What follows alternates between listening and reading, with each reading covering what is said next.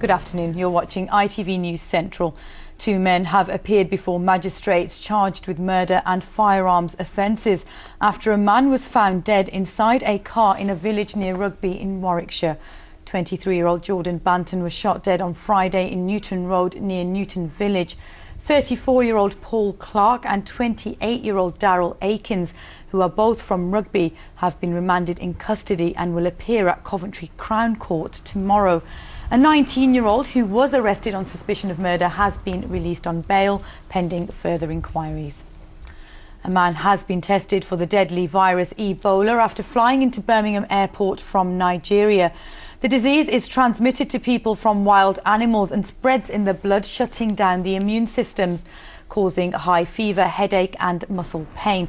The man was taken to hospital on Monday and was given the all clear. The Department for Health say they're well prepared to identify and deal with any potential cases of Ebola, and there has never been a case in England. A Rolls-Royce subsidiary company has pleaded guilty to 7 counts of breaching health and safety regulations. The breaches are said to have taken place in 2011 at Rolls-Royce Marine Power Operations at the Sinfin Lane site in Derby, where staff were potentially exposed to dangerous radiation. Jaguar Land Rover has announced pre-tax profits of £2.5 billion for its last financial year. Retail sales for the company, which has factories in the West Midlands and its headquarters in Coventry, were also up 16%, with revenues of almost £20 billion. Staffordshire is among the best performing regions in the UK for reducing the number of people killed or seriously injured on the county's roads. The Institute of Advanced Motorists says there were 165 casualties last year, compared with 221 in 2012. And a boxing belt presented to Randy Turpin more than 60 years ago will go under the hammer in Birmingham this week. The belt was awarded to the Leamington-born boxer in 1951 by the Boxing News. Time for a quick look at your weather forecast now. Here's Lucy Kite.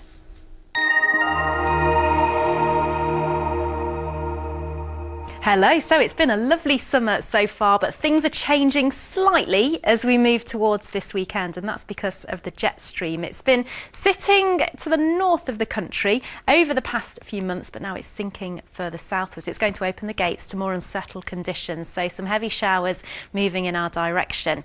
As for this afternoon, staying mostly dry, the exception being parts of Staffordshire. We might just see 1 or 2 showers here, but they'll be few and far between. The cloud building a little bit too, but this will disappear through this evening, leaving us with some late evening sunshine. Highs today of around 23 degrees Celsius.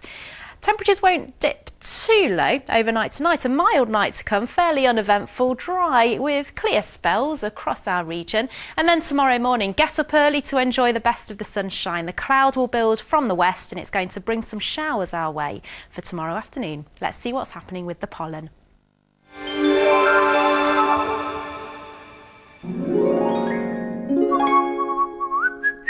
The Pollen Count, sponsored by Checkatrade.com. Checkatrade.com.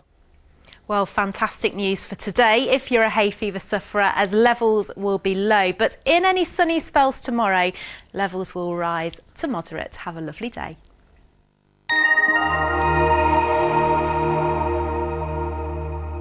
And that brings you up to date with the news this lunchtime. There are more details on our stories on the web, including the 2 police officers dressed in animal onesies who've been recognised for their bravery after tackling a violent suspect. Log on to itv.com/central for that. Samina and Bob will be back at 6 o'clock with ITV News Central. From all of us, have a lovely afternoon. Goodbye.